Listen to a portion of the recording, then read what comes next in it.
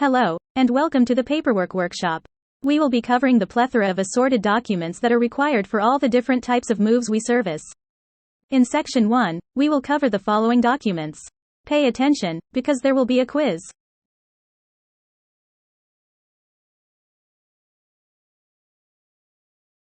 The valuation document is used only on household goods shipments at origin and must be signed before work begins.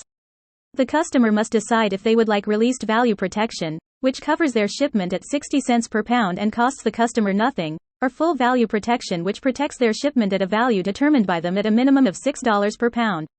If the move goes smoothly, then full value becomes unnecessary and the customer may elect to waive it, which is why we get signatures before work begins, to maximize our profit with the best interest of the customer in mind. The warehouse receipt used to confirm that we have provided the customer with copies of their inventories as well as the terms conditions of permanent storage. These are used only for storage shipments and must be signed at both pickup and delivery. The contract sheet is a legally binding document which outlines who may access storage vaults while in our warehouse, and where to send the bill. This form also reconfirms valuation, as the customer may choose to have full value protection on the storage, but not the move, or vice versa. 2 signatures are required on this form, the first to grant access and the second to acknowledge and accept the terms and conditions as they are outlined on the warehouse receipt. In an effort to ease the process of keeping a detailed pack count, Operations has designed this new pack count tracker form.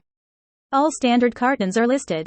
Anything else should be listed in the Other category, such as TV boxes, bike boxes, 6.0s, etc.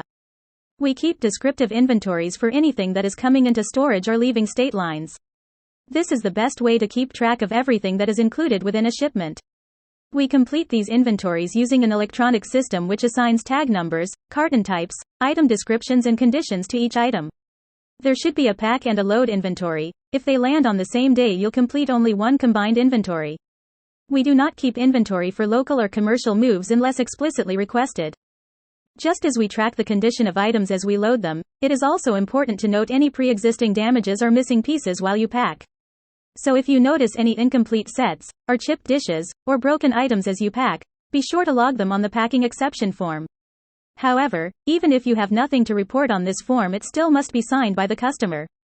Upon arrival to a HHG move, we are responsible for preparing the customer for what to expect during their move. A local move can be split into 3 parts: pack, load and deliver. These forms set the bar of expectation between the customer and the crew, and holds the crew accountable for all actions while on site. The crew lead will sign before work begins to acknowledge the relay of this information, and the customer will sign once a final walkthrough has been completed, to confirm that crew adhered to those expectations. A walkthrough of the property residence is essential and should be completed both before and after work is complete at both origin and destination. Use this form to notate any pre-existing damages as well as those that may occur while crew is on site. We use building and floor protection such as floor runners, masonite, and walkboard to prevent damages from occurring. Some items simply can't or shouldn't be hauled or stored, many of which may be unexpected, such as live plants.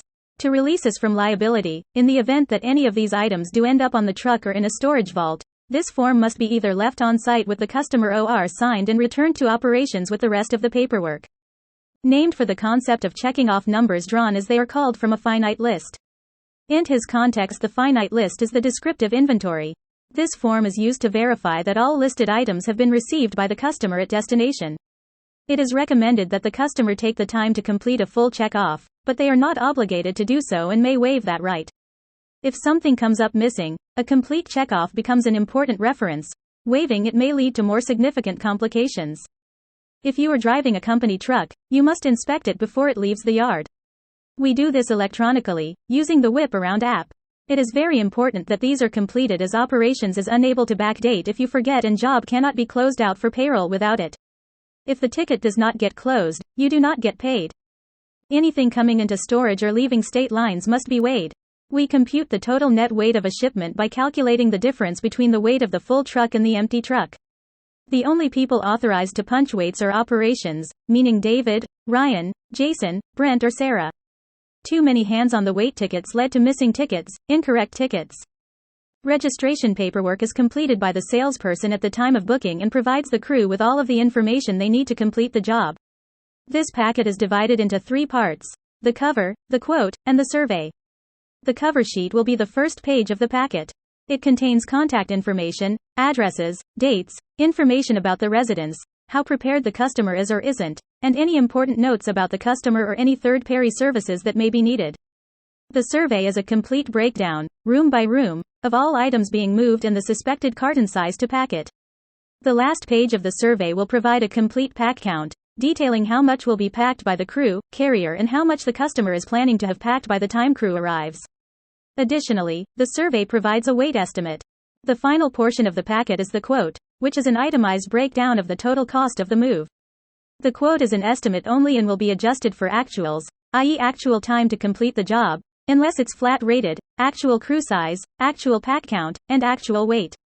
Moves that cross state lines are called interstate moves, and we'll see many of the same documents on these moves. There are a few additions, including the bill of lading, additional services form, and the high-value inventory.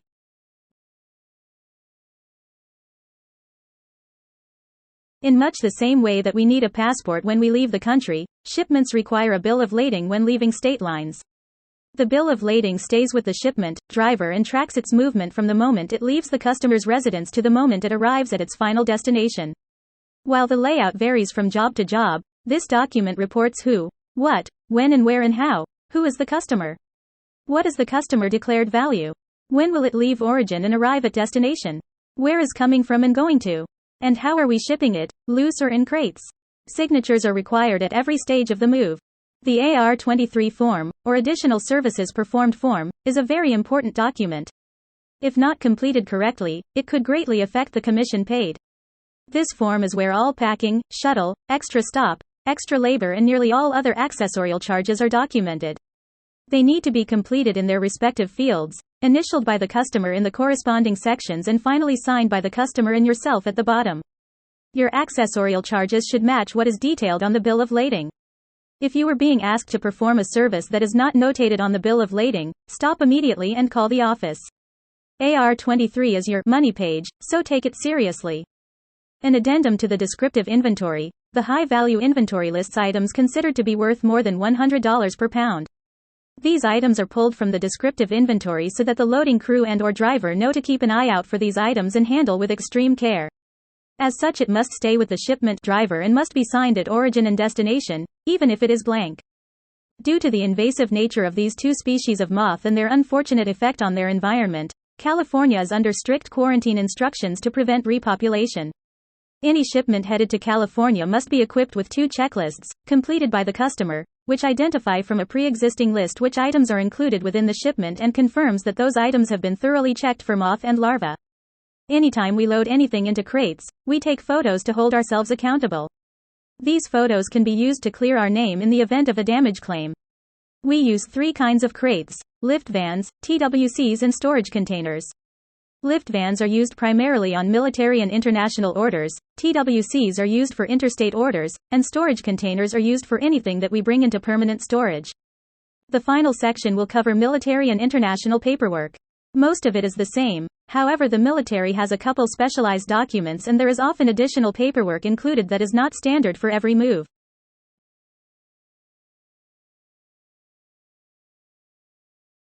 Military moves require special paperwork. Similar to the Interstate Additional Services AR-23, the military also requires a pack count and authorization for other provided services such as shuttles, or extra labor. But the military version, called a DD-619, is a little more detailed, requiring any information on sit and reways as well. The DAD-1850 form reports any damages or missing items at the time of delivery, similar to the property condition report but again, a little more detailed, and for items on the shipment as opposed to the property itself. This form is required by the military and must be signed even if it's blank. Additional paperwork is classified as anything that is not normally included in an international or military move. This can include additional inventories for exports such as wine, professional military gear, or firearms, or checklists and worksheets provided by the booker or the international department.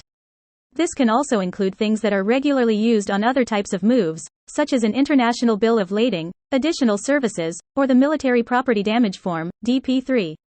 Anything additional will be explicitly listed on your paperwork checklist to ensure that it doesn't get missed. Work tickets are provided by operations for every job you do. This is where you report your times and provide notes for operations while on site. You receive 2 copies each day. One for you to complete and return signed, and one complete for the customer to keep for their records. This is so that they know WHO provided services, and how much time they will be billed for. Your time begins when you leave for the job. You can clock in when you arrive to work, and you can get breakfast or fuel before you head out, but billable time does not begin until you are on your way to the job, and it ends when you arrive back at the warehouse. If anyone shows up to help, you must add them to your ticket and be sure to report when they arrived.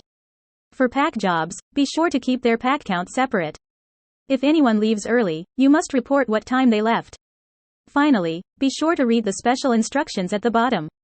You'll often find important or last-minute information. You may be asking yourself, how am I supposed to remember and keep track of all of that? Sarah has designed the signature checklists to assist you in keeping track of the various pieces of paper that you are responsible for on each move.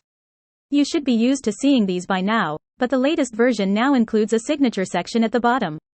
This is to hold everyone accountable for their role in the paperwork process. Everybody makes mistakes, including operations, so it's important to use these checklists and make sure that you have everything before you leave for a job and that everything is complete before you return. Checklists will now be required, with a signature, upon completion of every job. If you return with incomplete paperwork, it will be your responsibility to return to the site and get it completed. As we cannot charge the customer for this, please keep in mind that your time is valuable.